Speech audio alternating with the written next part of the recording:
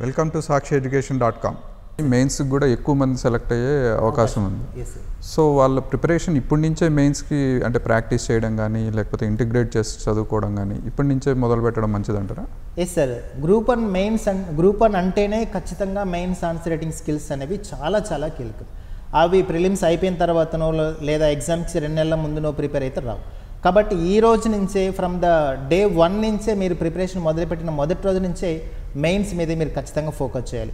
At least ప్రతిరోజు మీరు ఏదైతే ప్రిలిమ్స్ చదువుతున్నారో అదే ప్రిలిమ్స్కి సంబంధించినటువంటి మెయిన్స్ యాంగిల్లో కనీసం ఒక క్వశ్చన్ అయినా మీరు ప్రిపేర్ చేసుకొని దానికి ఒక మంచి మోడల్ ఆన్సర్ మీరు ప్రిపేర్ చేసుకొని అలా మీరు అలవాటు చేసుకుంటే మీకు హ్యాండ్ రైటింగ్ స్కిల్స్ ఇంప్రూవ్ అవుతాయి, అదేవిధంగా డ్రాయింగ్ స్కిల్స్ ఇంప్రూవ్ అవుతాయి. మీరు ఎంత వేగంగా పెన్నును కదపగలుగుతున్నారు, ఎంత వేగంగా ఆన్సర్ రాయగలుగుతున్నారు, టైం మేనేజ్మెంట్ మీకు తెలుస్తుంది. అదేవిధంగా మీ రైటింగ్కి ఈ పెన్నుకి పేపర్కి ఐ కాంటాక్ట్ మధ్య ఉన్నటువంటి కోఆర్డినేషన్ పెరుగుతుంది. అంతకు మించి నేను ఎలాంటి క్వశ్చన్ ఇచ్చినా రాయగలను అనేటటువంటి ఒక కాన్ఫిడెన్స్ బిల్డప్ అవుతుంది.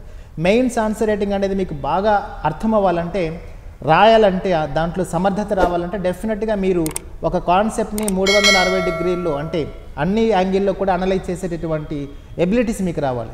అది కేవలం మెయిన్స్ పాయింట్ ఆఫ్ వ్యూలోనే చదివితేనే అలాంటి ఎబిలిటీ వస్తుంది. కాబట్టి ఇప్పటి నుంచే ప్రిలిమ్స్తో పాటు మెయిన్స్ని కూడా ఇంటిగ్రేట్ చేసుకొని ప్రిలిమ్స్ చదివే టాపిక్నే మెయిన్స్ యాంగిల్లో మీరు ఒక మోడల్ ఆన్సర్ రాసుకొని ప్రాక్టీస్ చేస్తే చాలా చాలా మంచిది. అలాంటి వాళ్ళకి సర్వీస్ అనేది వస్తుంది. సో ఆన్సర్ రైటింగ్ అనేది ఇప్పటి నుంచే మొదలు పెట్టాలి, ఇంటిగ్రేట్ చేసుకుంటూనే చదవాలి.